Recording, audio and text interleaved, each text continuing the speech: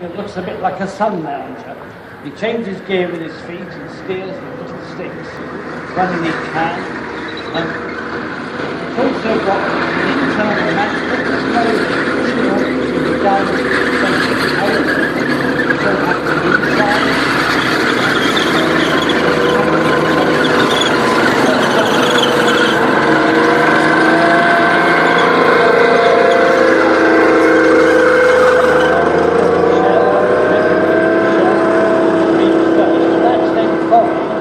By the explosive charge, but it's in a canvas or a canvas bag, which is forced into the breech after the round, in which when it goes off bang, the bullet comes whizzing out the front, is self-consuming, so you have no brass shell case to get rid of, apart from a tiny little cartridge case that they put in the breech. The Chieftain, very original. The drawback with it was fitted with a Leyland L60 engine. Now this is a vertical 6-cylinder 12-piston engine, vertically opposed, and it tended not only to drink oil rather thirstily, it also tended to break down rather alarmingly. They've more or less sorted it out now, but by now Chieftain's been replaced anyway. But in its day it was not always a popular tank, because of this nasty habit of breaking down at the most awkward times. Over 2,200 Chieftains were actually made, about 900 for the British Army. The rest was sold to the Middle East, and in the British Army it never fired its gun in anger. It sat out in the armoured regiments out in Germany during the Cold War, waiting if the Cold War had become a hot war, did its duty there, did its job.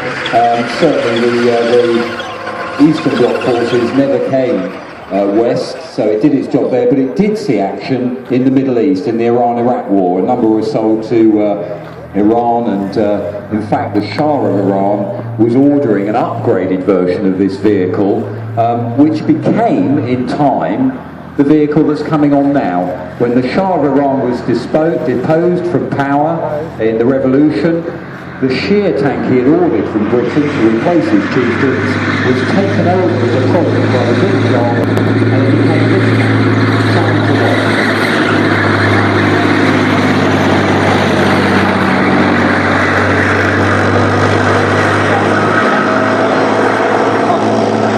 Powered by a Turkish diesel engine, much more mechanically reliable than the old Chieftain engine was.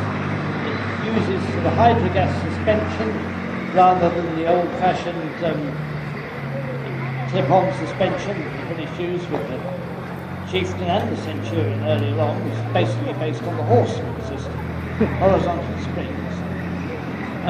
Also, it's got a number of features. Its really most interesting one, though, is the fact that it is built with chopper armour. This is what gives the tank its rather unusual flat appearance. You compare it to the Chieftain.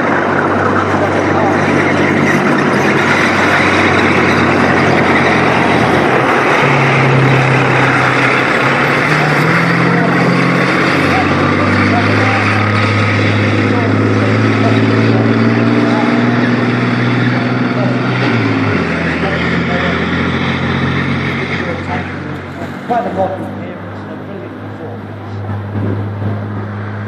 This particular tank was commanded by Colonel, as he was then, Arthur Denaro in the Gulf, and we had the pleasure of, now General Denaro came down to the museum not so long ago, was filmed for a programme with this tank, and we also drove this tank a few years back around the Lord Mayor's Parade in London with the original crew, which was very good.